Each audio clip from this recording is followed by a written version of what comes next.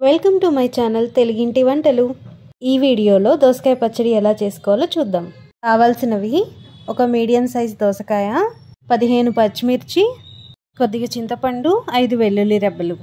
ముందుగా స్టవ్ మీద పాన్ పెట్టి 2 స్పూన్ల నూనె వేసి పచ్చిమిర్చిని బాగా వేయించుకోవాలి. పచ్చిమిర్చి వేగిన తర్వాత చింతపండును కూడా వేసి కాస్త మగ్గనివ్వండి. ఇవి కాస్త చల్లారాక మిక్సీ జార్లో తీసుకోండి.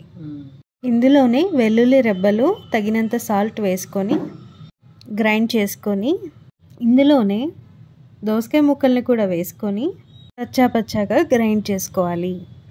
ఇప్పుడు తాలింపు కోసం స్టవ్ మీద పాన్ పెట్టుకొని 2 స్పూన్స్ ఆయిల్ వేసుకొని ఆవాలు జీలకర్ర వేసుకొని అవి కాస్త వేగాక ఎండుమిర్చి కరివేపాకు వేసుకొని వేగిన తర్వాత గ్రైండ్ చేసి పెట్టుకున్న పచ్చడిని వేసి అంతా ఒకసారి మిక్స్ చేసుకొని స్టవ్ ఆఫ్ చేసుకోవడమే.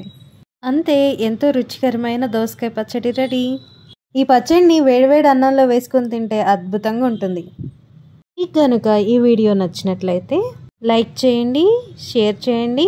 మరిన్ని వీడియోస్ కోసం మన ఛానల్ని సబ్స్క్రైబ్ చేసుకోండి. Thank you for watching.